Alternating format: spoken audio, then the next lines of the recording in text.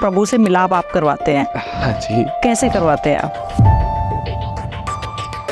निराकार प्रभु परमेश्वर कहीं दूर नहीं, हमारे सामने ही है। जैसे आप नाम जब से समाधि की तरफ जाएंगे, अपने आप ही हमारा ध्यान ऊपर उठेगा और मुख ऐसे चला जाएगा। क्या है 10वां द्वार, क्या है? जैसे आपने कई बार बताया 10वां द्वार जो है वो हमारे ये 9 दरवाजों से ऊपर, ये जहाँ से हमारा मस्तिष्क शुरू होता है ना, इसके नीचे प्रकाश का घर है। किरत करने का सिंपल मतलब क्या है? अगर आप सिर्फ यही सोचते हो कि मैंने सिर्फ अपना परिवार पालना है, सिर्फ अच्छे काम करने हैं, दुनियावी किरत करनी है, तो आपके जीवन और पशु पंछियों के जीवन में कोई फर्क नहीं। कृपान कौन रख सकता है? कृपान रखने के लिए पहले जैसे संतों को सिपाही बनाया था, हर एक को कृपान, शस्त्र और ककार नहीं दिए थे। जैसे मैंने दुमाला लगाया, दुमाला बोलते हैं, तो इसमें जैसे पुराने में शस्त्र रखते थे, तो बहुत सारे छोटे शस्त्र थे वो दुमाले के अंदर रखे जाते थे। टेलीपैथी क्या होती है? ये संतों साधुओं के मोबाइल नेटवर्क होते हैं। क्या गुरु नानक देव जी के पास थी टेलीपैथी पावर? बाबा दीप सिंह जी कैसे योद्धे शुरू हुए हैं कि मैदान जंग में वो लड़ रहे थे, लड़ते लड़ते तो उनके शीश के ऊपर कृपाण चल गई, शीश उनका नीचे गिर गया, तो उनको हुक्म हुआ कि अभी शरीर नहीं छोड़ना, तो उन्होंने एक हाथ से शीश उठा लिया, एक हाथ से कृपाण उठा ली। कलयुग में ही नाम जप होता है। पहले 3 युगों का हम इतिहास पढ़ते हैं तो उनमें कर्म कांड, दान, पुण्य ये किया जाता है। जो नाम जप करेगा, जो नादी हो जाएगा, जो दूसरे घर में वो बचेगा, नहीं तो फिर पाप पुण्य को तो कोई देखता ही नहीं।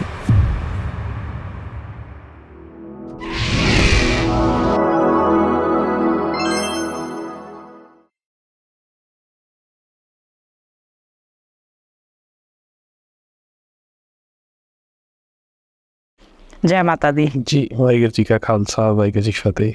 कैसे हैं आप? हाँ जी, ठीक ठाक जी, बिल्कुल।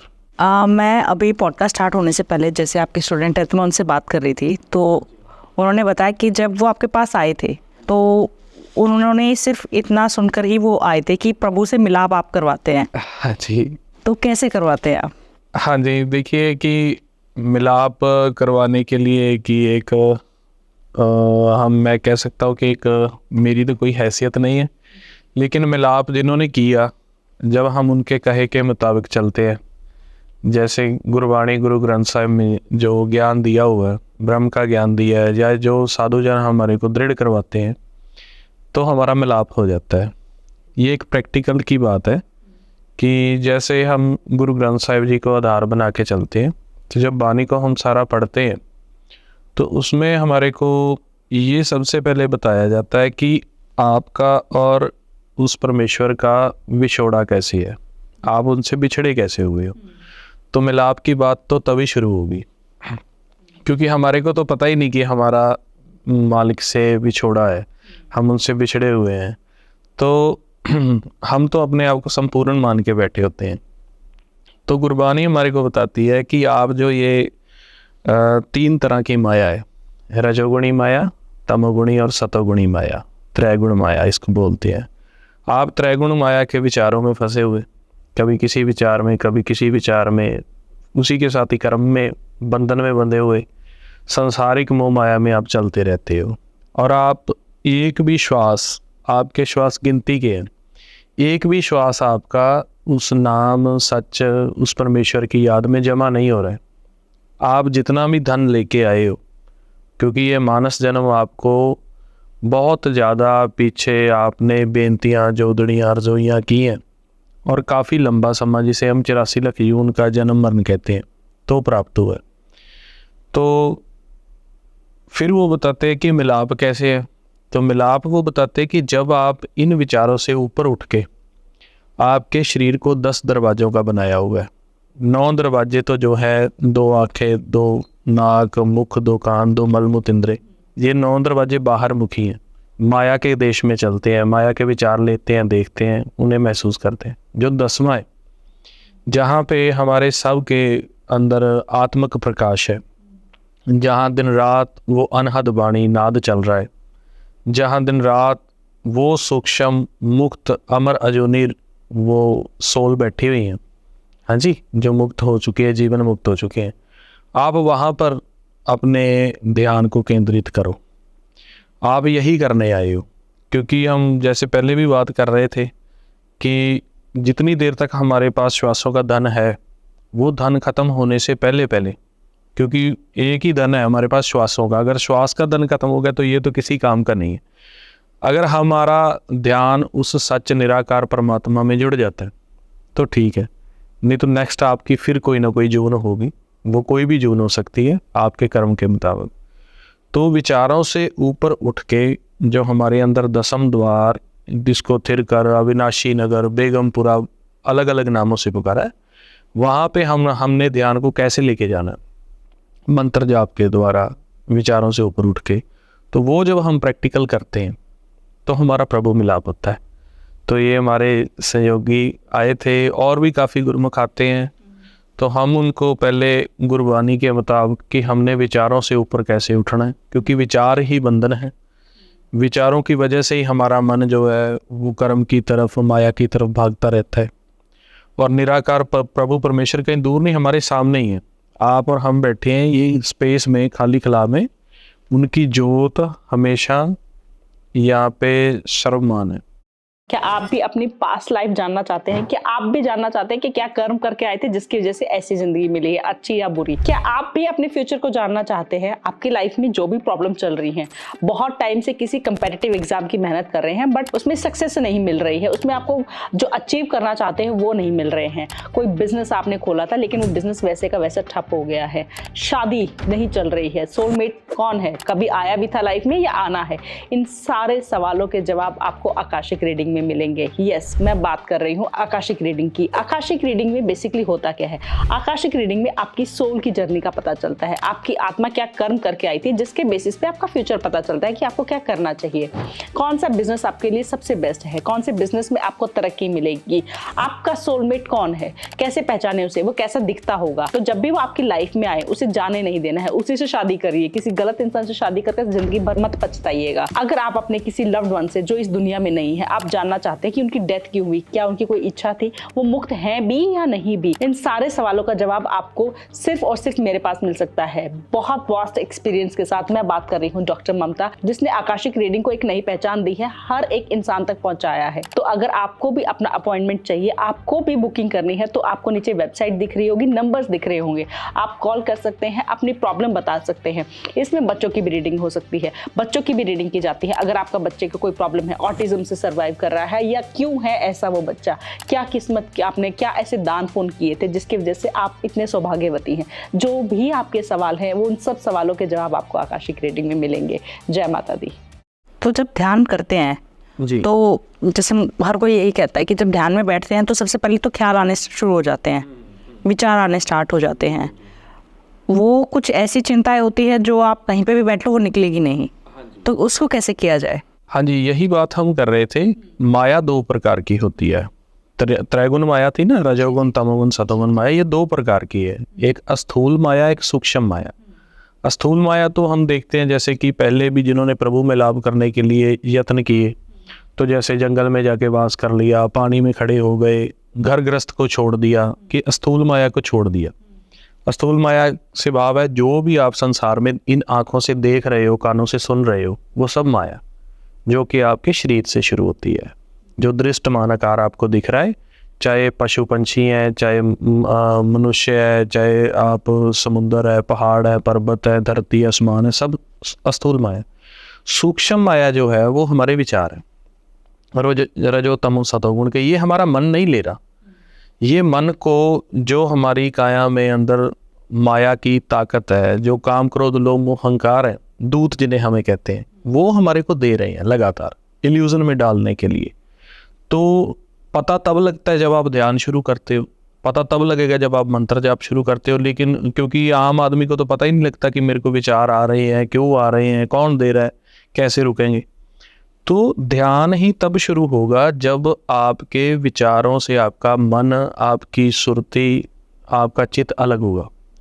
विचारों से अलग बिना मंत्र जाप के होता नहीं है। इसको करने के लिए यत्न तो काफ़ी किए हैं, जैसे किसी मूर्ति का ध्यान धरना, जैसे हम बात कर रहे थे ज्योत का ध्यान धरना, जैसे अलग अलग चक्रास के ऊपर ध्यान धरना, लेकिन वो टेम्परेरी होता है, थोड़े टाइम के लिए। वो जैसे 5, 7, 10 मिनट रुक गया हमारा मन, फिर उसके बाद नींद में चला जाता है, तो वो थोड़े टाइम के लिए होता है। जो गुरमंत्र है, जैसे हम राम का जप करेंगे, वाहिगुरु का जप करते हैं, जो संतों ने जप किया है, हरि का जप किया है ना जी, जो ऐसे राधा नाम का जप करते हैं, तो गुरुमंत्र को जब आप विधि के मुताबिक जप करोगे तो विचार और मन अलग हो जाएंगे। विचार अलग रह जाते हैं, क्योंकि जब हम जाप करते हैं ना, मुख से बोलते हैं, श्वास ग्रास जाप बोलते हैं इसको, जो कि बैखरी मध्यमा पैसंती भाव, पहले बहुत ऊंचा, फिर मध्यम आवाज में, फिर बिल्कुल सहज आवाज में, फिर शून्यावस्था में श्वासों के साथ, जैसे श्वास अंदर जा रहा है वाह, बाहर आ रहा है तो गुरु, इस तरह से करके आपका मन इतने टिकाऊ में चला जाएगा कि जो शब्द की वो एनर्जी है वो आपके मन को विचारों से ऊपर उठा लेती है। विचार नीचे रह जाते हैं, क्योंकि ये एक शरीर एक नक्शे की तरह है। इस शरीर में जो विचार चल रहे हैं वो 2 सिरों में चल रहे हैं, 2 पॉइंट्स के अंदर। एक ये पॉइंट से लेके हमारी जो नाभि है, श्वास क्रिया भी इन 2 पॉइंट्स में ही चल रही है। यहाँ से श्वास अंदर जाता है तो यहाँ से हमारा घूम के गले से होता हुआ नाभि तक जाएगा, नाभि से उल्टा आता है। तो जो विचार है, विचार श्वास में चलता है। अगर श्वास आएगा तो फुरना आएगा, विचार आएगा। और अगर श्वास को अगर आप देखिए, अगर आपको कभी बहुत ज़्यादा विचार आ रहे हैं और आप चाहते हो कि मेरे को ये विचार ना आए, तो आप तभी सांस भर के रोक लो, आपका विचार रुक जाएगा। वहाँ से हमारे को पता चलता है पवन के साथ श्वास में से विचार आते हैं। और आते कब है? जब पवन इम्बैलेंस हो जाती है। अगर लेफ्ट साइड में पवन ज़्यादा चलेगी, ये सुर हमारी बंद हो गई, तो आपको रजोगुणी विचार आएंगे। रजोगुणी विचार होते हैं आशा, अभिलाषा, आपके गृहस्थ से रिलेटेड, आपके काम से रिलेटेड, आपके घर सुख के रिलेटेड। और अगर आपकी ये राइट साइड वाली, इसको पिंगला बोलते हैं और लेफ्ट को ईडा बोलते हैं। चंद्रमा नाड़ी से जब वेग ज़्यादा होगा तो आपको रजोगुणी विचार ज़्यादा आएंगे, और जब राइट में चलेंगे तो आपको फिर काम, क्रोध, लोभ, अहंकार के, ईर्खा, निंदा, द्वेष के विचार ज़्यादा आएंगे। और कब प्रभु कृपा से ये दोनों कुदरती तौर पर सम हो जाती हैं। जब ये दोनों थोड़ा समय सम होकर चलते हैं तो सतोगुणी फिर विचार आते हैं, हमारा मन थोड़ा रुक जाता है। दोनों से आ रहे हैं जब हाँ सम हो गई, ना ये ज़्यादा चल रही है ना ये चल रही है, हाँ। तो उस वक्त आपका मन शांति में होगा, सहज में होगा। जब ये पवन को इम्बैलेंस होगी, पवन का इम्बैलेंस ही विचारों को जन्म देता है। तो कई बार जब आप देखिए कि आपको जब क्रोध ज़्यादा आ रहा है, स्ट्रेस ज़्यादा आ रही है, तो आप देखना, या लोभ के या काम के ज़्यादा विचार आ रहे हैं, तो आपकी राइट वाली जो है ना ज़्यादा होगी, एक्टिव ज़्यादा होगी। तो जब हम नाम जप करते हैं, नाम जप की विधि क्या है कि जैसे हम वाहिगुरु का जप कर रहे हैं, पहले यही मिसाल ले लेते हैं, वाह गुरु हम बोलते हैं, तो उसका विधि क्या है? जैसे हम राम भी बोले या वाहिगुरु बोले, आंखें बंद करके अपनी आवाज़ के ऊपर हमने ध्यान कंसंट्रेट करना है। या तो हमने अपनी आवाज़ सुननी है, या आंखें बंद करके जो सामने बिल्कुल ब्लैंक है, खाली है, शून्य है, इसमें कंसंट्रेट करना है। जब ही आप इस विधि के अनुसार नाम जप करोगे, सबसे पहले आपकी जो इम्बैलेंस पौन है, पौन का संतुलन जो बिगड़ा हुआ है, वो बिल्कुल ठीक हो जाएगा। जैसे ही नाम जप की तरफ ध्यान होगा, विचार थोड़ा समय खींचेंगे आपको। आप नाम जप करोगे, रा म रा म रा म, आप बोल रहे हो वाह गुरु, क्योंकि गुरु मंत्र है, आखिरी नाम है ना जी। हरि भी जप सकते हैं, कुछ भी जप सकते हैं, राधा भी जप सकते हैं। तो जब आप करोगे, थोड़ी देर आपको विचार खींचेंगे। जैसे जैसे नाम जप करते हुए नाम की एनर्जी, पावर जनरेट होगी, पवन बैलेंस होगी, आपके विचार खत्म हो जाएंगे। जैसे जैसे विचार कम हो रहे हैं, गुरुमंत्र की आवाज़ को धीरे धीरे और सहज करते जाओ, और सहज करते जाओ। आखिर में जाके आपका दिल नहीं करेगा कि आप गुरुमंत्र बोलो, और मुख ऐसे हो जाएगा कुदरती। जैसे आप नाम जप से समाधि की तरफ जाएंगे, अपने आप ही हमारा ध्यान ऊपर उठेगा और मुख ऐसे चला जाएगा। कई बार हल्का सा मुख खुल भी जाता है, ऐसे खुल जाता है, ठीक है। और उस वक्त हमने ध्यान सिर्फ सामने खाली में रखना है। वहाँ से अंदर फिर हमारे जो बीज मंत्र चल रहा है, जिसको नाद मंत्र बोल रहा है, अनहद मंत्र बोल रहा है, फिर उसकी आवाज़ अंदर की तरफ से शुरू होगी। हमारे क्या होता है बीज मंत्र, क्या होता है? वो नाद की तरह साउंड चलती है। जैसे नाद एक आवाज़ है, जैसे हारमोनियम है, तबला है, इस तरह से काफ़ी साउंड भी चलती हैं। शुरुआत जैसे जिनकी शुरुआत होती है तो वो होती है, जैसे चिड़ी की आवाज़ आती है ना, चिड़ियाँ चहचहाती हैं, बिंडे की आवाज़ आती है, घुंघरुओं की आवाज़ आती है। शुरुआत इन आवाज़ों से होती है। तो वो हल्का सा मेडिटेशन करने से या कई जीव गुरबाणी ज़्यादा पढ़ते हैं, मंत्र ज़्यादा जाप करते हैं, या वैसे थोड़ा पीस में रहते हैं, तो उनके भी कई बार आवाज़ें शुरू हो जाती हैं। लेकिन जब हम ध्यान शुरू करेंगे तो फिर काफ़ी तरह की आवाज़ें जो आपने बाहर भी संसार में भी नहीं सुनी होती, वो चलनी शुरू हो जाती हैं, खुद ही हो रही है वो नाम जप से। वो तब होंगी जब आपके ये चक्र जो है खुलने लग जाएंगे। नाम जप की एक ऐसी विधि है, आपको अगर गुरुमंत्र का अभ्यास हम करते हैं तो अलग से इन चक्रों को एक्टिव करने की भी ज़रूरत नहीं है। आप बोलोगे, आपके शारीरिक क्रिया से ही ये सारे चक्र एक्टिवेट होते जाएंगे और अपने आप ही अंदर अनहद वाणी की आवाज़ शुरू हो जाएगी। और फिर लगातार एक साउंड चलती है, जैसे नाद की आवाज़ होती है। वो उस साउंड को हम जब सुनते हैं तो इस बॉडी से बिल्कुल हमारा नाता ख़त्म हो जाता है। नौ दर हम भूल जाते हैं, ना आँखें महसूस हो रही हैं, ना कान महसूस हो रहे हैं, बिल्कुल जैसे हम नींद में हो जाते हैं, स्वप्न अवस्था में होते हैं ना जी। तो तब जाके उस आवाज़ को सुनने से धीरे धीरे अगर गुरु कृपा करे तो फिर आत्मक प्रकाश प्रकट होता है, जिसको हम कहते हैं कोट सूरज आके प्रकाश, करोड़ों सूरजों का जैसे प्रकाश है, जो किसी भी कलर में नहीं है। आप नीचे ध्यान करोगे 5 तत्वों में, विचारों में, या अभी आप माया के देश से बाहर नहीं निकले, तो आपको प्रकाश जैसे रेड कलर का आएगा, रेड से ब्लू बन जाएगा, येलो बन जाएगा। ये तत्व प्रकाश है। जैसे अगन तत्व का लाल कलर का प्रकाश होता है, मिट्टी तत्व का पीले कलर का प्रकाश होता है, आकाश में अगर आपकी समाधि लग रही है तो काला या नीले रंग का प्रकाश होगा, और हवा में हरा तत्व होगा, पानी में वाइट प्रकाश होगा। तो वो आप समझें कि अब ध्यान तो लग रहा है, विचारों से मन हो रहा है, लेकिन सूक्ष्म माया से आप बाहर नहीं जा रहे, आप इस बॉडी में ही ध्यान कर रहे हैं। जैसे कई चक्रास के प्रकाश ध्यान करते हैं तो उनको भी अलग अलग होता है ना जी, पहले चक्कर पे ये नीला है, फिर पीला है, तो वो है। जब नाम की तरफ से प्रकाश होगा, जो नाद की आवाज में बोल रहा हूँ, वो बिना कलर का प्रकाश होगा, जैसे शीशा होता है, जल होता है, साफ। क्योंकि जो परमेश्वर है वो किसी भी रंग में नहीं है, वो साफ है, वो सब रंगों में समाया हुआ है। अगर आप परमेश्वर का एक कलर निर्धारित कर देते हो, मान लीजिए आप लाल कर देते हो, तो लाल नीले में कैसे समाएगा? वो तो समाया हुआ है ना जी। तो अगर आप वाइट ही कह देते हो कि वाइट कलर का प्रकाश है, दूधिया कलर का प्रकाश है, तो वो फिर येलो में कैसे समाएगा?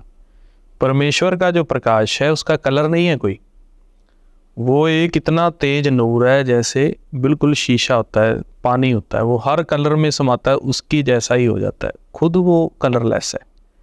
वो आपको नाम प्रकट होने से ही वो प्रकाश अनुभव होगा। फिर उसके साथ आपके मुख में मिठास, उस नाम की आभा जो है फिर वो हमारे पे काम करती है। तो सबसे पहले विचार रोकने के लिए गुरु मंत्र का जप करके विधि के मुताबिक हमने ध्यान को ऊपर उठाना है। तो जैसे आप गुरु मंत्र बोल रहे हैं, तो गुरु मंत्र क्या कोई गुरु ही देता है?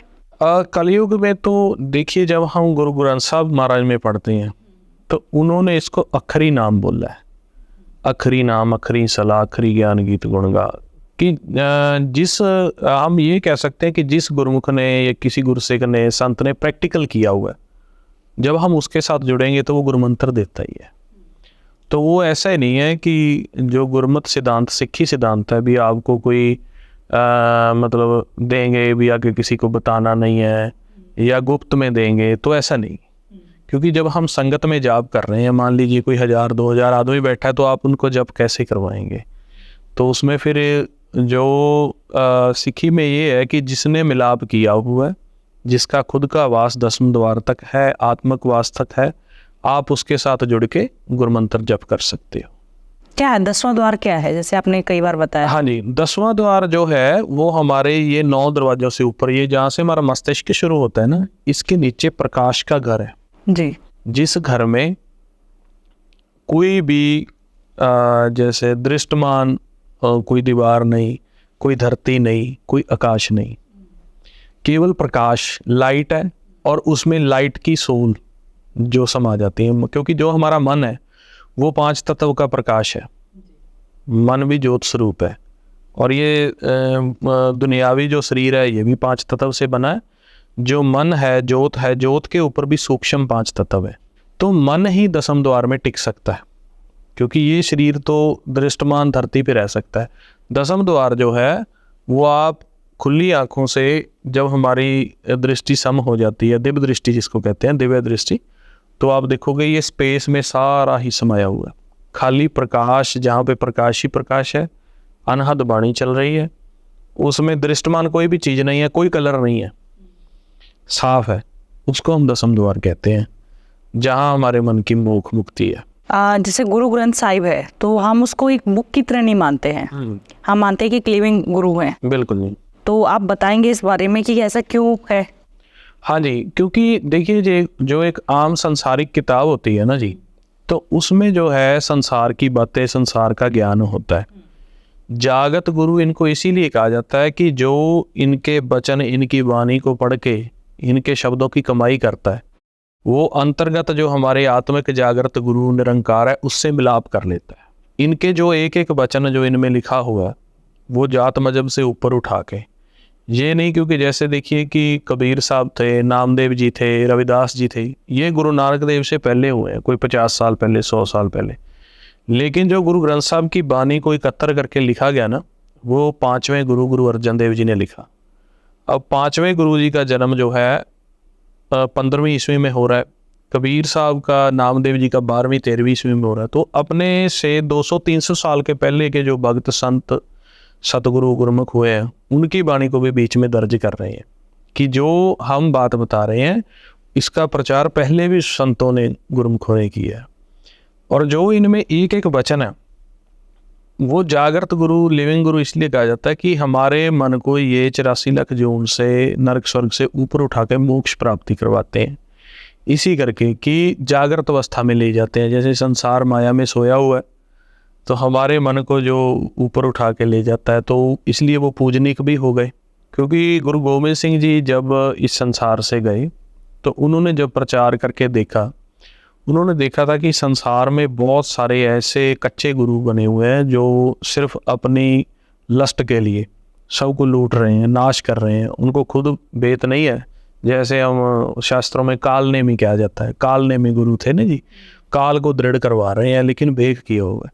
तो उन्होंने देखा कि आने वाला समय, क्योंकि उनकी जो गुरु साहिब की ज़िंदगी में स्ट्रगल बड़ा था, क्योंकि एक तो वो अध्यात्मक लेवल पे जो बात बता रहे थे उसका विरोध हो रहा था कि वो आकार से ऊपर निराकार की पूजा बता रहे थे, सबको एक कर रहे थे, 4 वर्ण के सिस्टम से ऊपर बात कर रहे थे।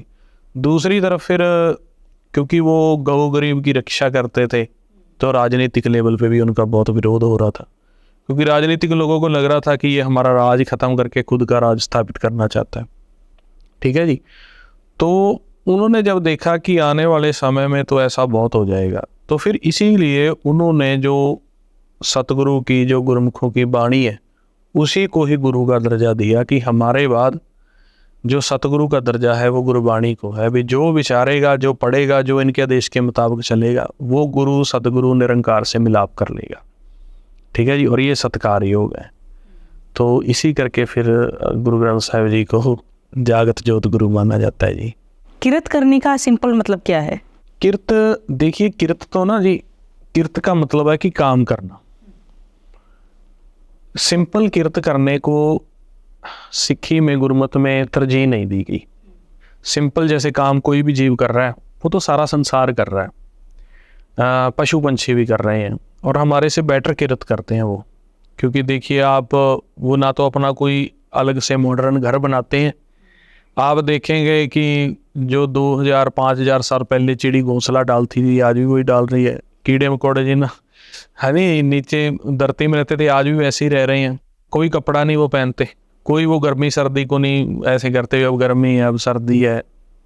इंसान से काफ़ी अच्छा किरत करते हैं। और फिर वो बदले में देखो, एक फ्रूट का जो पौधा है वो भी जून है, वो फ्रूट देता है, वो बदले में कुछ नहीं लेता। दूध वाले पशु दूध देते हैं, वो बदले में कुछ नहीं लेते। छाया देते हैं, ऑक्सीजन देते हैं, धरती को, कुदरत को कोई नुकसान नहीं पहुंचाया।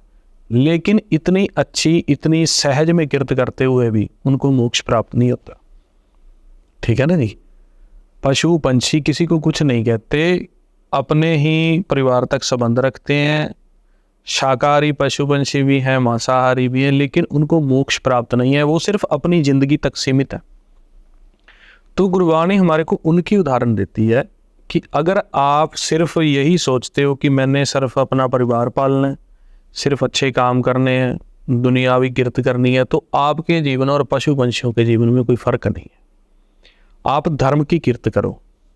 धर्म की किरत का ये मतलब नहीं है कि दान करो, लंगर लगाओ, पुण्य लगाओ, ठीक है, वो हमारे को करना चाहिए क्योंकि वो एक इंसान की इंसानियत है या फ़र्ज़ है, वो तो हमने करना ही है। आप जहाँ तक भी अच्छा एक संसार के लिए, अपनी कम्युनिटी के लिए कर सकते हो तो करो।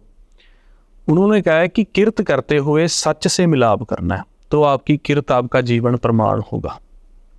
अगर आप अपने जीवन में रहते हुए, जैसे कोई गृहस्थी है, गृहस्थ में रहते हुए वो निरंकार के उस जोत से मिलाप कर लेता है, उस धाम में भी मिलाप कर लेता है जहाँ से हम आए हैं। अब आए तो हम जितना भी है, चाहे कोई किसी जात मजहब से रखता है, एक ही परिवार है, हम एक जोत से प्रकट हुए हैं, तो फिर उसकी गृहस्थ प्रवान होगी अगर वो धर्म की किरत करता है, कर्म कर रहा है और साथ साथ में वो धर्म भी कमा रहा है। जैसे नाम जप करते हुए वो कर्म कर रहा है, जब उसके नाम जप करते कमाई हो गई तो जो गुरमुख होता है उसकी ऐसी दिव्य दृष्टि हो जाती है कि उसको सभी तरफ वो जल की न्याय समाया हुआ प्रकाश, उसके दर्शन होते रहते हैं, उसको हर टाइम वो आवाज़ सुनती रहती है। तो जब वो आवाज़ को सुन रहा है, सामने सच को देख रहा है, नाम जप करते हुए वो किरत कर रहा है, वो प्रवान है, वो पशु पंछियों से ऊपर का जीवन जी रहा है।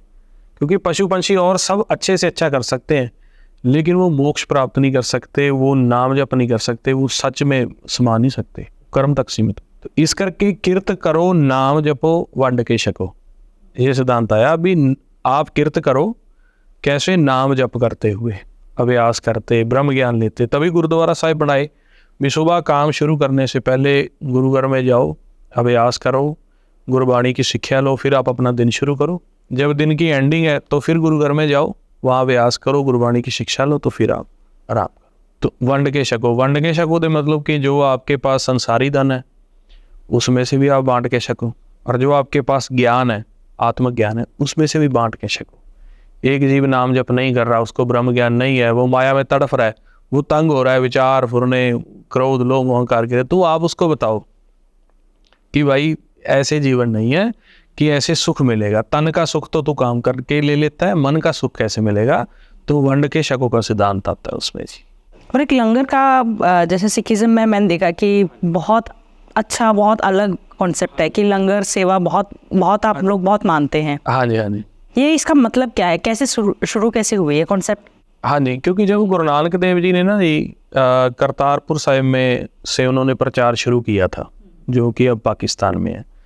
करतारपुर साहिब से जब वो प्रचार करते करते पूरे वर्ल्ड वाइड ही उन्होंने सिख संगत से संपर्क किया, उन्होंने प्रचार किया, तो उन्होंने देखा कि समाज में इतना जो आपस में डिफरेंस आ चुका है कि कुछ जीव तो उन्होंने ऐसे देखे कि रोटी के लिए भी तड़फ रहे हैं, और आने वाले समय में उन्होंने देखा कि इतना जैसे दिन ब दिन ये कुलें चलती जा रही हैं नाम धर्म के बिना, तो ऐसा समय आ जाएगा भी कोई किसी को खाने को भी नहीं पूछेगा, एक दूसरे का हक मारेगा। आज हम देखते हैं कि एक माँ बाप जो है वो 5-6 बच्चों को पाल देते हैं जी। 5-6 बच्चों से मिलके एक माँ बाप नहीं पलते। तो वो आप देखेंगे, वो कह देंगे उनकी रोटी बांट लेंगे, उनके दिन बांट लेंगे, है नहीं? अगर 4 लड़के हैं तो वो कोई माँ को ले लेगा, कोई बाप को ले लेगा, और एक माँ बाप 4 को पाल देते हैं। तो ऐसे ही है कि हक आज कितना मारा जा रहा है खाने पीने के पीछे। तो ये जो गुरु होता है, जो सतगुरु होता है ना, उसकी दिव्य दृष्टि है, दूरंदेशी है। तो उन्होंने फिर ये नाम जप करने के लिए जब उनके पास संगत आती थी, वो ब्रह्म ज्ञान दिया, जब वहाँ पे संगत इकट्ठी हुई, तो उन्होंने ये भी साथ में शुरू कर दिया कि जो है वे जो भी सिख संगत ज़रूरतमंद है, ये नहीं, क्योंकि काफ़ी जगह तो ऐसे हो कि धक्के से भी लंगर खिलाया जा रहा है। गुरमत ये कहती है ज़रूरतमंद को सबसे पहले प्रायोरिटी तो है गुरमुखों को, संत जनों को, क्योंकि वो अपना जीवन भी पालते हैं और धर्म का प्रचार करते हैं जिससे शांति फैलती है। सबसे पहले प्रायोरिटी में गुरमुख आ जाते हैं, संत जन आ जाते हैं। आज भी सिक्खी में सिद्धांत है कि अगर आपका कोई काम नहीं बन रहा, आपके कोई बड़ी दिक्कत आ गई है, तो आप कम से कम 5 गुरमुख जन, ज़्यादा से ज़्यादा कितने भी है, आप उनको लाओ, बड़े आदर से उनको बेनती करो कि मेरा ये काम नहीं बन रहा, आप उनको अच्छे से अच्छा लंगर भोजन जो भी आप छका सकते हो छकाओ, फिर उनको कहो कि नाम जप करवाओ और फिर उनसे अपनी अरदास करवाओ, ठीक है जी। तो वो पाँच प्यारे तो कम से कम, और ज़्यादा जितने भी आ जाएं तो फिर ऐसे ही है भी, अगर कोई काम नहीं बनता तो उनको गुरुमुखों को बुला के भोजन छका के फिर उनसे गुरु बाणी का उपदेश सुन के फिर उनको बोलते हैं कि आप हमारी बेनती करो, अरदास करो, क्योंकि आप परमेश्वर के नज़दीक हो। आप तो नाम जप करते हो, आप तो उस मालिक का जस करते हो, हम तो दुनियावी हैं, आपकी पहले सुनेगा, हमारी बाद में सुनेगा। तो लंगर का सिद्धांत भी यहीं से शुरू हुआ था भी, उन्होंने गुरु नानक देव जी ने साधुओं को लंगर छकाया था, कि साधुओं को लंगर छकाया, उनसे ब्रह्म की बात, सच की बात की कि ये गाँव नगर नगर में जाते हैं, आगे जाके बात और सच की नाम की करेंगे। तो वहीं से फिर लंगर की किरत शुरू हो गई। फिर जैसे गुरु घर बने तो गुरु घर में दूर दूर से संगत आती थी, देश विदेश से, उनके रहने खाने के लिए प्रबंध हुआ। तो फिर जैसे जैसे उस समय के कुछ राजों ने भी, तो बाद में जैसे 10 पातशाहियों के बाद में सिख राज आया, महाराजा रणजीत सिंह जी का राज आया, तो उन्होंने भी फिर सभी गुरुघर थे जो मेन गुरुघर थे उनके नाम काफ़ी जगीरें और ज़मीनें जायदादें नाम करवा दी, कि जैसे अगर गुरुघर है तो अब जैसे संगत आएगी तो उसके लिए ज़मीन जायदाद चाहिए, तो लंगर बनाने भी चाहिए। तो ये सिद्धांत था कि आने वाले समय में कोई भूखा ना रहे।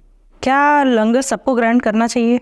देखिए, लंगर 2 प्रकार से है, इसमें भी एक पॉइंट है। जैसे जब हम लंगर तैयार करते हैं या कोई देग तैयार करते हैं या हम सड़क पे लगा रहे हैं, तो उसमें क्या होता है कि हम सबसे पहले वो लंगर तैयार करते हैं, उसके ऊपर नाम जप गुरबाणी पढ़ते, अभ्यास करते हैं। उसके बाद गुरु ग्रंथ साहब के आगे अरदास होती है कि सर्वत के भले की, मानवता के भले के लिए हम कर रहे हैं। उसके बाद में उसमें कृपान भेंट करते हैं, कृपान भेंट करके ना लंगर को भोग लगता है। कृपान भेंट को माना जाता है कि ये गुरु ने भोग लगा दिया, ठीक है ना जी, क्योंकि कृपान कृपा के लिए दी थी, कृपा करो संसार पे, उठाओ इसको। तो वो गुरु को भोग लग के मानवता की भलाई के लिए लंगर है, उसको छक सकते हैं। लेकिन कोई जीव ऐसा है कि वो उसका कोई शारीरिक रोग है, कोई उसका दुनियावी कोई उसका मसला नहीं सुलझ रहा है, किसी के ऊपर कोई कोर्ट कचहरी का मसला है, किसी के ऊपर कोई और कोई दुनियावी मसला है, उसने मन्नत मांग ली भी जी मेरा ये काम ठीक हो जाए तो भगवान मैं तो इतने को लंगर छकाऊंगा, तो वो निज के लिए कर रहा है।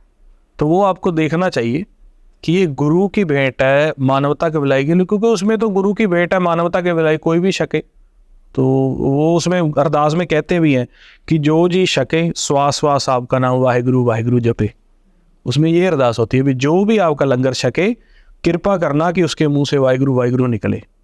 वो तो एक गुरु की भेंट है, कोई भी खाए, लेकिन मैं मेरे निज के लिए लगा रहा हूँ। वो फिर आपको देखना पड़ेगा कि वो तो निज है, भी कोई जी छकेगा मेरे को आशीष देगा तो मेरा काम ठीक होगा, तो वो तो उसका बार हमारे प्यार है। और ये जैसे कृपान का आपने बताया, कृपान कौन रख सकता है? कृपान देखिए, उस समय जो आप मुगल हुकूमत का समय हम सब जानते हैं, इतिहास में भी पढ़ते हैं जी। कृपान रखने के लिए पहले जैसे संतों को सिपाही बनाया था, हर एक को कृपान शस्त्र और ककार नहीं दिए थे। पहले उस जीव को गुरमत मर्यादा में लाकर जो गुरबाणी गुरु के नियम है उसको नाम जप करवाया जाता, निजमों में लाया जाता, उसके मन को साधा जाता। जब वो संत वृत्ति में आ जाता, अनहद बाणी नाम 10वें घर के खजाने तक पहुंच जाता, विश्वास हो जाता ये संत है, ये जत सत संयम धर्म को धारण करके चलता है। उसको उसके बाद की खालसाई फौज की ट्रेनिंग दी जाती, पहले नाम जप की, धर्म को कमाने की, अच्छे कर्म करने की, अच्छा जीवन कैसे व्यतीत करना है, संत वृत्ति में ला के फिर उसको उसके बाद युद्ध की ट्रेनिंग दी जाती। जैसे आप देखते हैं कि अब गतका सिखलाई होती है, गतके का अभी शो भी लगते हैं, जो दिखाते भी हैं ना जी, तो फिर उसको सिखाया जाता। तो फिर वो बोला जाता कि ये एक संत सिपाही है, ये अपने मन में काम क्रोध लोभ मोह अहंकार से लड़ता है, हमेशा उन 5 दूतों से अपने मन को खालस रखता है, और जब फिर बाहर कोई ज़रूरत पड़ती है किसी भी, तो वहाँ भी ये अपनी कृपाण, और भी बहुत एक कली कृपाण नहीं दी, सारे ही शस्त्र जो उस समय के शस्त्र थे सभी दिए। कृपान का मैंने पता नहीं कितना सच है कि ये एक बार अगर निकल जाए तो ऐसा है सच कि खून लग के ही वापस आती है, कुछ है? वो तो फिर धारणा बन जाती है। अच्छा। हाँ, ऐसा नहीं है, क्योंकि कृपान तभी निकलेगी जब आगे से कोई ज़रूरत है, वैसे नहीं निकले। वैसे तो निकलती भी नहीं है, क्यों निकालनी है। हाँ जी, हाँ जी। और लेडीज भी रखती हैं? हाँ जी, हाँ जी। तो क्योंकि जब तभी उनका नाम सिंह और कौर रखा ना। अच्छा। हाँ, सिंह और कौर का दर्जा दिया भी जो क्योंकि देखिए खालसा तो मन बनता है ना, मन खालस हो गया। जब मन खालस हो गया, उसने परम ज्योत के दर्शन कर लिए, नाद को सुनने लग गया, तो वो मन चाहे वही मन एक फीमेल में है, वही मेल में है, तो वो तो आज़ाद हो गया ना। तो सिंह मतलब तो शेर, हाँ जी। कौर मतलब? कौर मतलब एक पंछी होता है, अच्छा, वो भी बाज की नहीं, एक पंछी होता है। ओके। हाँ जी, वो भी अपना स्वय रक्षा खुद करता है जी। तो ये मतलब इसका कुछ नियम है कि अगर जैसे मैंने गृहस्थ भी देखे हैं, गृहस्थ फीमेल्स को भी देखा है, वो भी रखती हैं। बिल्कुल। वो कैसे रख सकती है? मतलब जैसे आपने कहा कि उसके लिए पहले संत बनना पड़ेगा, और जैसे अब तो थोड़ा विधान इतना वो नहीं है, जैसे गुरु साहब ने शुरू तो ऐसे ही किया था। अब तो चलो ठीक है, जिस किसी का मन बन जाता है कि हाँ भी मैं अमृत छकना चाहता हूँ, मैं 5 कगार धारण करना चाहता हूँ, तो गुरुद्वारे तख्त साहब हैं जहाँ पे हर एतवार और बुधवार को अमृतपान करवाया जाता है। क्या होता है अमृतपान? अमृतपान में 5 प्यारे जो हैं जी। वो एकत्र होके, तो पहले वो गुरमत मर्यादा सारी समझाते हैं कि ये सिक्खी के सिद्धांत हैं। आपने सबसे पहले मन की रहत बताते हैं कि परस्त्री का संग नहीं करना, नशे का सेवन नहीं करना, आपने जो है निंदा चुगली से दूर रहना है, गुरबाणी का जप करना है, सारे नियम बताते हैं।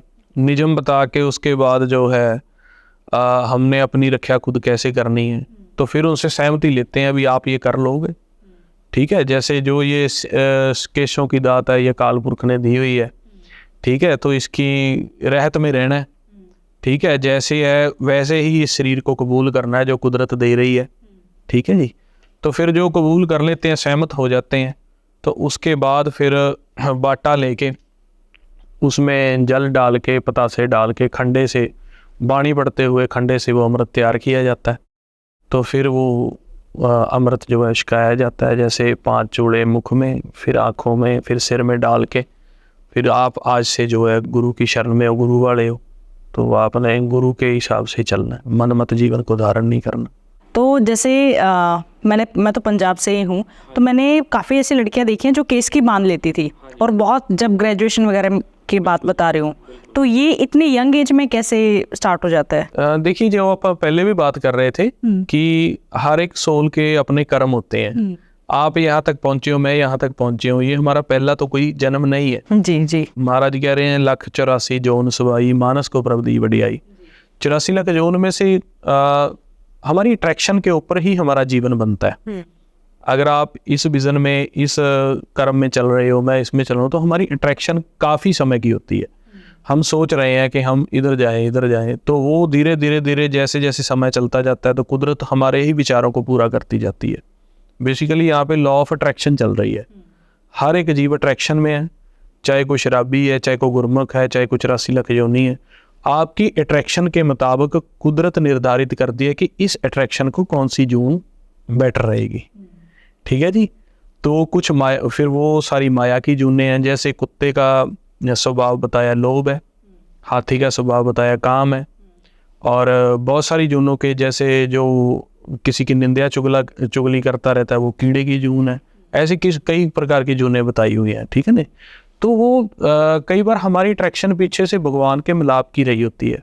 जब हम इस जून में आए, इस मानस जन्म में आए, तो हमारे पिछले कर्म, हम सुते हुए राग की बात कर रहे थे पहले, सुते भाव मेरी सुता में विचार उठने लग जाएंगे कि क्या है ये संसार सारा, इससे मेरा दिल नहीं लग रहा, वो भगवान कहाँ है, मैं उसको ढूंढूं, कैसे मिलेगा वो, कैसे बात बनेगी। तो हम उसकी तरफ चलना, कुछ खोजना शुरू कर देते हैं, ठीक है ना। जैसे कोई वैज्ञानिक होते हैं, साइंटिस्ट होते हैं, वो भी शुरू से ही कहते हैं कि ये इस तरफ से ही चलता था, ये खोज ही ऐसी करता था, किसी को खेती से लगाव है, तो उसके अंदर में विचार ही है, मन विचारों में चल रहा है, तो वो फिर हो जाता है। तो फिर वो पिछला वैराग है, तो फिर वो खोजेंगे कि मैं भगवान के साथ रहूं, मेरे को काम करो लोमोंगर में ज़्यादा नहीं इंटरेस्ट है, बारी मॉडर्निटी में नहीं है। तो फिर वो उसी तरह है, फिर गुरुद्वारा साहब में जाके हम समर्पण करते हैं। तो अगर हमारे को मिलाप का रास्ता नहीं भी पता, तो इससे कम से कम ये हो जाता है कि हम दुनियादारी के जो खेल चल रहा है उससे बच जाते हैं। तो इसके नियम क्या है? केसकी के क्या नियम है? केसकी के यही होता है कि जो हमने, हमारे बाल है ना, इनको कट नहीं करना, इनकी संभाल करनी है, क्योंकि ये शरीर का अंग मानना है, तो इसीलिए इनको ढकते हैं। तो एक जैसे हमारी पुरानी परंपरा थी, जैसे चुन्नी से सिर ढक के रखना, तो अब जो खालसा है वो संसिपाही है, तो वो चुन्नी जब युद्ध का समय था तो चुन्नी स्टेबल नहीं हो पाती तो केस की बांध लेते थे। या जैसे मैंने दुमाला लगाया, दुमाला बोलते हैं, दो लड़ लगा के माला दुमाला बनता है। तो इसमें जैसे पुराने में शस्त्र रखते थे, तो बहुत सारे छोटे शस्त्र थे वो दुमाले के अंदर रखे जाते थे। दुमाले के अलग से शस्त्र होते हैं कि हमने स्वयं रक्षा के लिए युद्ध में, तो वो नीड थी, हमने साम संभाल करनी, अपने केशों की साम संभाल करनी, और जब हम सिर ढक के रखेंगे तो इज्जत का भी इसमें आ जाता है, और शस्त्र हमने रखने हैं तो वो भी दुमाले में आ जाते हैं। तो जैसे लड़कियां केस की रखती हैं तो कुछ नियम होते हैं, क्या वो शादी कर सकती हैं? बिल्कुल बिल्कुल, गृहस्थ ही धर्म है। ओके। हाँ जी, पर उनको जब तक रहेंगी धरती पर वो रखेंगी वैसे रखेंगे। ओके। और कोई ऐसा नियम है जो कि थोड़ा सा कठिन है, क्योंकि वरना तो फिर सभी कर रहे होते, थोड़ा कुछ अलग तो होगा? कठिन तो यही है कि शराब मीट मांस से अलग रहना, और पर स्त्री पर मर्द का संग नहीं करना, और जो है कि बाल आपने जो नेचुरल है हमारे वो केश है वो आपने कट नहीं करने। तो क्योंकि आज केस कट फिर थोड़ा आ जाता है, क्योंकि फैशन मॉडर्निटी में आ जाता है जी, तो फिर हर एक तो इसके लिए सहमत नहीं होता जी। फिर उसमें ये है कि जो नियम है कि जो हम जैसे कानों में डाल लेते हैं, नाक में डाल लेते हैं, ये भी नहीं है, फिर डालना नहीं है। अच्छा, लड़की नहीं पहन? हाँ, नहीं पहन सकती। अच्छा। हाँ जी। हाँ।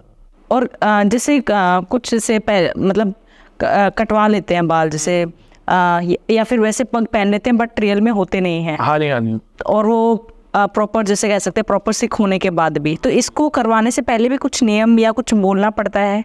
नहीं, जैसे जिन्होंने अमृत नहीं छका उनको आम आज सहजदारी सिख कह देते हैं, सहजदारी सिख।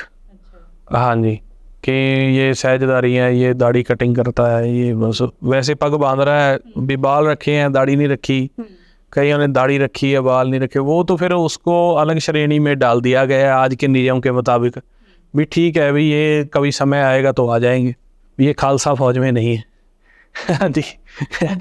हाँ जी, क्योंकि पहले तो कोई भी नहीं करता जी। आज भी अगर आप यूपी की साइड जाओ, पंजाब से अदर स्टेट में चले जाओ, आप कहीं भी सिखिज़्म देखो, बिल्कुल ना के मात्र होगा कि आपको, अगर यूपी में हम प्रोग्राम किए, पीछे से हरिद्वार गए थे, काफ़ी गांव बैठे हैं वहाँ पे सिक्खी के, और कोटा गए थे, तो अगर 1000 आदमी था ना, तो 1000 आदमी में क्या होगा कि 20, 25, 15, 20 जो जिसने बाल कट करवाए हुए हैं। पंजाब का संबंध सीधा बाहर मॉडर्निटी से, बाहर विदेशों से हो गया है, कल्चर इतना एडवांस हो गया है। पंजाब में उल्टा हो गया है। हरियाणा में भी हम जाएंगे ना, अम्बाला हो गया, करनाल, कैथल, इस बेल्ट में जाते हैं, कभी हिसार में कुछ है वहाँ जाते हैं, तो आपको नाम मात्र, पहले तो था ही नहीं ना। फिर धीरे धीरे अब जब एक पिता है, उसका एक बच्चा ठीक चल रहा है, 2 नहीं ठीक चल रहे, तो इनको अपनाना तो है। क्योंकि जैसे पंजाब में काफ़ी, अगर नामी सेलिब्रिटीज़ को भी देखा जाए, चाहे गिप्पी गरेवाल है, चाहे हनी सिंह है, तो फिर वो इतना कह के पल्ला झाड़ लेते हैं ना, भी हम चलो जी ठीक है, एक दिन कृपा होगी हम आ जाएंगे, तब तक हम अपना काम कर लें, भी हमारा मन सच्चा है जी। हाँ, कोई बात नहीं, हमारा मन सच्चा है, बस वो फिर ऐसे कर लेते हैं जी, भी मन सच्चा हो बस, भगवान तो सबको मिलता है, फिर वो इस टाइप में आ जाते हैं जी। पर जो रॉ रीत है वो तो संपूर्ण ही है, वो तो गुरु गोविंद सिंह ने तो ऐसा सिख कोई प्रकट नहीं किया था, भाई अकेला मन सच्चा रख ले और दाढ़ी कटवा ले, और उन्होंने तो ऐसा कुछ नहीं, उन्होंने समय दिया था, क्योंकि सारी कम्युनिटी मिलके सिख बनी है ना, हिंदू भी सिख बना है, मुसलमान भी सिख बना है, चाइना, रशिया, फिलीपींस, जापान, कहाँ तक प्रचार हुआ, सब सिख बने हैं ना।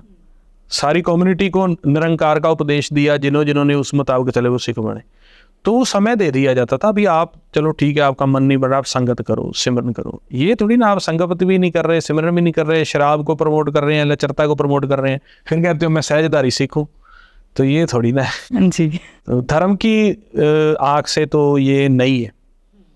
हाँ, मानवता है, सब चल रहे हैं, तो वो तो ठीक है। क्या आप भी अपनी पास्ट लाइफ जानना चाहते हैं? क्या आप भी जानना चाहते हैं कि क्या कर्म करके आए थे जिसकी वजह से ऐसी जिंदगी मिली है, अच्छी या बुरी? क्या आप भी अपने फ्यूचर को जानना चाहते हैं? आपकी लाइफ में जो भी प्रॉब्लम चल रही है, बहुत टाइम से किसी कंपेटिटिव एग्जाम की मेहनत कर रहे हैं बट उसमें सक्सेस नहीं मिल रही है, उसमें आपको जो अचीव करना चाहते हैं वो नहीं मिल रहे हैं। कोई बिजनेस आपने खोला था लेकिन वो बिजनेस वैसे का वैसा ठप हो गया है, शादी नहीं चल रही है, सोलमेट कौन है, कभी आया भी था लाइफ में या आना है? इन सारे सवालों के जवाब आपको आकाशिक रीडिंग में मिलेंगे। यस, मैं बात कर रही हूँ आकाशिक रीडिंग की। आकाशिक रीडिंग में बेसिकली होता क्या है? आकाशिक रीडिंग में आपकी सोल की जर्नी का पता चलता है, आपकी आत्मा क्या कर्म करके आई थी जिसके बेसिस पे आपका फ्यूचर पता चलता है कि आपको क्या करना चाहिए, कौन सा बिजनेस आपके लिए सबसे बेस्ट है, कौन से बिजनेस में आपको तरक्की मिलेगी, आपका सोलमेट कौन है, कैसे पहचाने उसे, वो कैसा दिखता होगा। तो जब भी वो आपकी लाइफ में आए उसे जाने नहीं देना है, उसी से शादी करिए। किसी गलत इंसान से शादी करके जिंदगी भर मत पछताइएगा। अगर आप अपने किसी लव्ड वन से जो इस दुनिया में नहीं है आप जानना चाहते हैं कि उनकी डेथ क्यों हुई, क्या उनकी कोई इच्छा थी, वो मुक्त हैं भी या नहीं भी, इन सारे सवालों का जवाब आपको सिर्फ और सिर्फ मेरे पास मिल सकता है। बहुत वास्ट एक्सपीरियंस के साथ मैं बात कर रही हूँ डॉक्टर ममता, जिसने आकाशिक रीडिंग को एक नई पहचान दी है, हर एक इंसान तक पहुंचाया है। तो अगर आपको भी अपना अपॉइंटमेंट चाहिए, आपको भी बुकिंग करनी है, तो आपको नीचे वेबसाइट दिख रही होगी, नंबर्स दिख रहे होंगे, आप कॉल कर सकते हैं, अपनी प्रॉब्लम बता सकते हैं। इसमें बच्चों की भी रीडिंग हो सकती है, बच्चों की भी रीडिंग की जाती है। अगर आपका बच्चे को कोई प्रॉब्लम है, ऑटिज्म से सर्वाइव कर रहा है या क्यों है ऐसा वो बच्चा, क्या किस्मत, आपने क्या ऐसे दान पुण्य किए थे जिसकी वजह से आप इतने सौभाग्यवती हैं, जो भी आपके सवाल हैं वो उन सब सवालों के जवाब आपको आकाशिक रीडिंग में मिलेंगे। जय माता दी। टेलीपैथी, जैसे मैंने आपके रील्स वगैरह देखे हैं, तो टेलीपैथी क्या होती है और क्या ये रियल है? बिल्कुल नहीं। हाँ जी, टेलीपैथी ये होती है कि ये संतों साधुओं के मोबाइल नेटवर्क होते हैं कि अगर कोई जैसे संत साधु नाम से सिद्धि आती है। सिद्धि क्या होता है? जब आप नाम जप करके आपके विचार रुकने शुरू हो जाते हैं, आपके मन को सिद्ध बोला जाता है। जब आप नाम जप करके अवगुणों को, काम क्रोध लोभ अहंकार को छोड़ रहे हो, अपने मन को साध रहे हो, तो आप साधु बन जाते हो। कई साधु नहीं हुए, अकेले सिद्ध हुए। मन को सिद्ध तो कर लिया, भाव की ध्यान को रोकना तो सीख लिया, लेकिन अवगुण नहीं छोड़े, वो प्रवान नहीं है। ठीक है जी। जिन्होंने अवगुण भी छोड़े और मन को भी रोका, वो साधु हो गए। तो जब हम मन को रोकते हैं तो मन एक पावर है, मन की पावर, मन का ध्यान काम करना शुरू कर देता है। तो उसमें क्या होता है कि जब हम सिमरन करते हैं, हमारे विचार कम होने शुरू हो जाते हैं, मन खाली में रहता है, शून्य में रहता है। तो इसका ध्यान, जैसे पहले हम फुरनों में, विचारों में, व्यापार में भी, कहाँ पैसे लगाऊं, कैसे करूं, उधर भी हमारा ध्यान ही कम कर रहा है ना, रिश्तेदारी में है, मोह माया में। तो जब उधर से रोकोगे तो आपका मन शून्य में काम करना शुरू कर देता है, जिससे हमारे को रिद्ध सिद्ध प्रकट होती है, और चले अष्ट सिद्ध प्रकट होती है, और चले मन की ताकत बढ़ती जाती है। मन एक खुद में असीम शक्ति है। तो टेलीपैथी है कि एक अभ्यासी जीव है, दूसरा भी अभ्यासी जीव है, तो बजाय किसी मोबाइल नेटवर्क के वो अंतर ध्यान होके मन से मन को जोड़ के बात कर सकते हैं। वो जुड़ता कैसे है कि जैसे मेरे अंदर शब्द का अभ्यास करके नाद प्रकट हो गया, दूसरा जीव भी उस अवस्था तक पहुंच गया, विचारों को छोड़ना सीख गए। तो मैं अपने मन की बात आपको ध्यान लेकर कहूँगा। मान लो मैं आपको ध्यान लेकर, मैं किसी मेरे साथी को ध्यान में लेकर याद कर रहा हूँ, तो मैंने अंतर ध्यान हुआ, विचारों से ध्यान कर रहा हूँ, तो उसका जो शब्द है वो तेज हो जाएगा। जैसे बेल आती है ना हमारे यहाँ पे, शब्द तेज हो जाता है। जब वो शब्द तेज होके वो ध्यान में होगा तो मेरे जो मन की आकृति है उसकी आंखों के सामने आएगी, उसको पता लग जाएगा वो मेरे को याद कर रहा है। ये होता है, ये होता है। तो उसके बाद हमारा ध्यान और बढ़ता है। तो मैं यहाँ से कोई भी बात अपने मन से कह रहा हूँ तो उसको वो बात समझ आ जाएगी। मान लीजिए मैंने यहाँ से बात कही, वो विचारों में था या काम कर रहा था, ध्यान नहीं हो सका, ध्यान नहीं उसका है, तो जब भी वो एक चित होकर बैठेगा, मैंने जो उसके लिए मैसेज छोड़ा है उसको शून्य में जाते ही वो मैसेज अपने आप कर मिल जाएगा। सहज में ही सब है। क्या गुरु नानक देव जी के पास थी टेलीपैथी पावर? बिल्कुल, उन्होंने तो, उनकी तो बहुत सारी साखियाँ आती हैं। तो पुरातन जितने भी संत साधु गुरुमुख हुए हैं, क्योंकि मन के अंदर पावर बहुत है। अब बाबा दीप सिंह जी का आपने नाम सुना। बाबा दीप सिंह जी कैसे योद्धे शुरू हुए हैं कि वो, उनका अभ्यास इतना ज़्यादा था कि मैदान जंग में वो लड़ रहे थे। तो लड़ते लड़ते जब वो मुगल फौजों के साथ, रंगड़ों के साथ कर रहे थे ना युद्ध, तो उनके शीश के ऊपर कृपाण चल गई, शीश उनका नीचे गिर गया। तो उनके मन के सूक्ष्म की इतनी पावर थी। कुछ ऐसे गुरमुख जन संत जन होते हैं जो बिल्कुल अकाल पुरख के खास होते हैं, तो उनको हुक्म हुआ कि अभी शरीर नहीं छोड़ना। तो क्योंकि मन जो है वो कटता नहीं है, मन में भी ज्ञान इंद्रिय कर्म इंद्रिय है, तो उन्होंने एक हाथ से शीश उठा लिया, एक हाथ से कृपाण उठा ली। तो और करते करते जब उन्होंने आगे मुगलों ने ये देखा भी ये क्या हो गया, तो वो इस भयंकर दृश्य को देख कर ही भाग गए। कुछ समय के लिए उन्होंने ये किया, उसके बाद उन्होंने शरीर छोड़ के और अपना परलोक गमन हुए, क्योंकि यहाँ तक भी ताकत है। और क्या इसका गलत यूज भी हो सकता है? नहीं, इतनी पावर बेसिकली किसी को आम गुरु देता ही नहीं है। ये जब उसके योग हम होते हैं तब ये पावर मिलती है। इसका गलत उपयोग तब होगा ना भी किसी को भी दे दो। अब जैसे मोबाइल है कि हर एक को दे रखा है, जो मर्जी कोई करे। आज सोशल मीडिया पे जो मर्जी कोई डाले, कोई नेगेटिव डाले, पॉइंट को क्या पूछे। गुरु ऐसे नहीं दात देता। जो ये शक्तियों की सिद्धियों की दात है केवल योग व्यक्ति को मिलती है। तभी तो सबको पता ही नहीं है, वो अपने बताओ ये कुछ नहीं होता जी, कोई दसम द्वार नहीं है जी, कोई सिद्धियां नहीं है जी, क्योंकि वो मूर्ख लोग हैं। उनको कह सकते हैं कि मायादारी दृष्टमान माया में उलझे हुए विचार फुरनों में, केवल जो मिला उसको खाया पिया और मौज मस्ती, चलो ठीक है जी। वो अध्यात्मक जीवन में नहीं है, तो वो उस चीज़ को नहीं मानेंगे। अनहद नाद क्या होता है? अनहद नाद लगातार एक साउंड चलती है, लगातार एक साउंड चलती है, उसमें हमारा मन टिक जाता है। फिर उसी पावर से हमारा मोक्ष होता है, क्योंकि जहाँ हमारा ध्यान है हमारी मौत के वक्त, वो हमारा नेक्स्ट है। हमारा ध्यान नाद की आवाज़ में है तो हम अमर है, हमारा ध्यान ज्योत में है तो हम अमर है, हमारा ध्यान विचारों में है तो हम जीवनों में है। त्रैलोक है, आकाश पताल भूमलोक है, त्रैलोक से ऊपर चौथा लोक है, चौथी सुन, चौथा पद, थिरगर, अलग अलग नाम से। तो जब हम नाद में चलते हैं तो सारी ताकत, तीन भवन की ताकत हमारे पे काम करती है। नाम से ही पांच तत्व प्रकट हुए हैं, इसी आवाज से, नाम से ही, और हवा और नाम को मिलके ही सारा संसार बन रहा है। तो हम अपनी आकृतियाँ भी देख सकते हैं। जब नाम में हम बैठते हैं तो पांच तत्व से यहाँ सुरत ऊपर उठ जाती है। जब हमारा इतना का ध्यान बन गया तो हम विचार लेंगे कि मैं पीछे कौन कौन सी जोनों में से आया हूँ। मान लीजिए मेरा कोई कर्म है, मैं नर के रूप में आया हूँ, मैं नारी के रूप में आया हूँ, या मेरे पास गरीबी है, या मेरा बेटा नहीं है, मेरी बेटी नहीं है, मेरे साथ ये क्यों हुआ, उसका कारण है, प्रारब्ध है। तो जब हम ध्यान में होकर बैठेंगे तो हमारी सुरत पीछे पास ट्रैवल करती है, जितना पीछे जाते जाएगी, जहाँ से वो प्रारब्ध बना हुआ है, 10 जन्म से पहले बनाओ, 12 जन्म, 50 जन्म पहले से बनाओ, तो वहाँ हमारा ध्यान जाके टिक जाएगा। जैसे हम देखते हैं ना महाभारत में, वो कहता है कि मैं उसको तीरों की सेज के ऊपर लिटा दिया गया, मैंने तो ऐसा कुछ किया नहीं। तो प्रारब्ध है।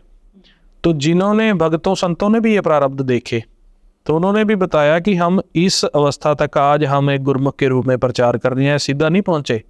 कई जन्म पे कीट पतंगा, कई जन्म का जमीन कुरंगा, तो जन्म भी हमारे पीछे दिखते हैं। तो जब नाम में काम करते हैं तो जैसे अब हमारी ग्रह शक्ति चलती है, 8 ग्रह की शक्ति चल रही, मंगल हो गया, बुध हो गया, ये केवल उन जीवों के ऊपर ये शक्ति वार करती है जिनका संबंध नाम से नहीं है, 5 तत्व तक उनका जीवन है।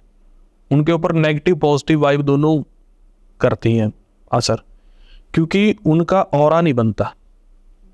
जा गुरबाणी में इसको रक्षा चक्र बोल रहा है। रक्षा चक्र होता है, एक लेयर बन जाती है साफ प्रकाश की, बिल्कुल साफ प्रकाश की, मन के अराउंड भी बनती है और तन के अराउंड भी बनती है। मनमुख जीवन जो जी रहा है उसका ऑरा, उसकी लेयर ये नहीं बनती है, क्योंकि वो विचारों में है, दुचित्ती में है, हर टाइम परेशानी में है, तो उसका मन एक होता ही नहीं। जब जितनी देर तक मन एक नहीं होता, हमारा रक्षा चक्र बनता नहीं है। तो जो भी वाइब बन रही है आस पड़ोस में, आप गलत काम नहीं कर रहे हो, आपके पड़ोस में हो रहा है, आपके नेगेटिविटी ऑरे में रह रहे हो। आज दिल्ली में है, कितनी शराब पी रहे हैं, कितना काम हो रहा है, कितना क्रोध हो रहा है, किस तरह की वाइब, तो वो वाइब से हम भी तो अटैच है ना जी। तो हम अगर खुद का अभ्यास नहीं कर रहे, आप दिल्ली में रहो 5 साल, दिल्ली जैसे बोलने लग जाओगे, क्यों? आपने तो सीखा ही नहीं। आप पंजाब में आ जाओ, लुधियाना, उधर फिरोजपुर, उधर अमृतसर रहो 5 साल, आप वैसे बोलने लग जाओगे। तो ये क्या है? आपकी शक्ल भी वैसी हो जाएगी, आपका रहन सहन, तो ऑरा काम कर रहा है ना हमारे पे। इसी से ग्रह नक्षत्र का ऑरा काम करता है। जब हम नाम में समा जाते हैं, नाम में हमारा मन का टिकाव बनता है, संसारिक और हमारे पे काम नहीं करता। सिर्फ जो हमारी किस्मत का प्रारब्ध है वो चलेगा, एक्स्ट्रा से कुछ नहीं आएगा। रक्षा चक्र बन जाता है हमारा। अराउंड आप फोटो में भी देखते हैं ना, कई बार वो संत जनों की, गुरुमुखों की फोटो के पीछे वो प्रकाश दिखाया जाता है, वो बनता है। तो उससे फिर हमारे को सारी, चलो मैं आपको नहीं कहूँ, ज्योतिष से भी, इससे भी, सबसे ऊपर उठ जाता है मन। हाँ, विद्या है, ये नहीं हम कह सकते कोई विद्या नहीं है। ज्योतिष की भी विद्या है, मंत्र तंत्र की भी विद्या है, हीलिंग की भी विद्या है, रेक की भी विद्या है। लेकिन ये जो सर्वोच्च, इसी करके बताया है कि प्रभु का सिमरन सबसे ऊंचा। आज तो हिंदुइज्म में बहुत प्रचार नाम जप का हो रहा है, बहुत सारे, बहुत ज़्यादा। तो नाम जप कलयुग में ही नाम जप होता है। पहले 3 युगों का हम इतिहास पढ़ते हैं तो उनमें कर्म कांड, दान, पुण्य ये किया जाता है। हर बार 4 युग की चौकड़ी चलती है, तो कलयुग में ही आकर नाम जप किया जाता है। तो कलयुग में एक ही धर्म रह जाता है, क्योंकि अब आप देख लीजिए, जात मजहब का भी कोई सिस्टम नहीं, ऊंच नीच का भी कोई सिस्टम नहीं, सब खुद ब खुद ख़त्म हो रहा है। पहले तो होता था कि हमारी बिरादरी है जी, हमारी जात है जी, हमारा ये है, ऊंच है नीच है, वो खुद ब खुद ख़त्म हो रहा है। मंदिरों गुरुद्वारों में भी देखिए कितनी करप्शन चली गई है, कितना राजनीतिकरण हो गया है। अभी और देख लीजिए आप 10, 20, 30, 40, 50 साल में क्या होगा। तो इस करके कलयुग का एक ही धर्म रह जाता है, वो है नाम जप। जो नाम जप करेगा, जो नादी हो जाएगा, जो 10वें घर में, वो बचेगा। नहीं तो फिर पाप पुण्य का तो कोई देखता ही नहीं है, कोई सोसाइटी नहीं देखता है, कोई जात मजहब का सिस्टम नहीं है। मैं जात मजहब इसलिए कह रहा हूँ कि मतलब कि जो ऐसे वर्णन कि माड़े कर्मों से बच के रहते हैं, वो भी कोई सिस्टम नहीं है। और क्या गुरु के बिना अनंत नाद का एक्सपीरियंस हो सकता है? अगर सहज सुभाव हो भी जाए तो आगे पता नहीं लगता जी कि सुने कैसे, देखे कैसे। क्योंकि अनहद, जैसे अब ये चक्रा ध्यान करते हैं ना जी, तो इससे कई बार क्या हुआ है, कुछ लोगों को ये दिक्कत आती है कि उनके अंदर अनहद वाणी तो प्रकट हो जाती है, उनको सुनना आता नहीं है, तो उससे उनके शरीर का बैलेंस खराब हो जाता है।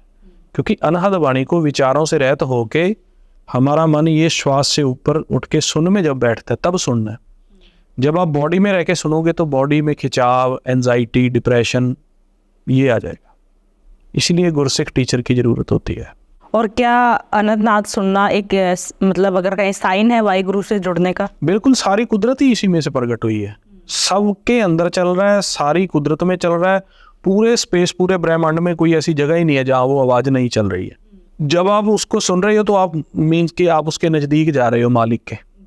जितना नज़दीक जाओगे परमेश्वर के, गुरबाणी कहती कर्मी आपो अपनी को नेड़े को दूर। सबके कर्म है, कोई तो ऐसे कर्म कर रहा है कि वो परमेश्वर के बिल्कुल नज़दीक होता जा रहा है। जब नज़दीक जाएगा तो अनहद बाणी, विचारों से रहत सच नाम, और जब दूर हो रहा है तो फुरने विचार, लस्ट चलेंगी सब। तो वाहिगुरु जी क्या कहते हैं कि परमेश्वर कौन है, कैसे दिखते हैं? परमेश्वर सब जगह समाया है, कोई भी उसका आकार नहीं है, रंग नहीं है। उसी को ही वाहिगुरु बोला है, उसी को ही राम, राम जो रमा हुआ है, हरि जो हर एक जगह पे है, वाहिगुरु जो हमेशा बेअंत है। गु का मतलब है अंधेरा, रू का मतलब है चानन, ठीक है जी। तो उसको प्राप्ति करना। पार ब्रह्म, जो ब्रह्म से पार है, ब्रह्म होता है 5 तत्व में, उससे जो पार है, तो समझाने के लिए हमारे को बोला गया है। और जैसे एक ओंकार जैसे बोलते हैं, क्या मतलब है इसका? एक ओंकार एक है, जो ओंकार की आकृति बनाई जाती है ना, ऐसे 3 डाल के उसके ऊपर, उसको 3 हो गया। त्रैगुण माया से जो ऊपर उठ के फिर ऐसे ऊपर लीक बढ़ा दी गई ना, लाइन बढ़ा दी गई, जो नाद स्वरूप है। लाइन ही एक ऐसी है जिसकी एंडिंग नहीं होती, खींचते जाओ खींचते जाओ, सारी धरती पे खींच दो, खींचते जाओ, बंद नहीं होती ना। तो वो त्रैगुण माया से ऊपर असीम है, जो खींचते जाओ बस। ओके जी, थैंक यू सो मच। बहुत अच्छा लगा आपसे बात करके और बहुत कुछ जानने को और सीखने को मिला। हाँ जी धन्यवाद। Thank you for coming. ठीक है जी, वाहिगुरू जी का खालसा, वाहिगुरू जी फतेह। आपको कैसा लगा ये पॉडकास्ट कमेंट्स में ज़रूर बताइएगा। कुछ सवाल हैं तो आप कमेंट्स में कर सकते हैं। जय माता दी।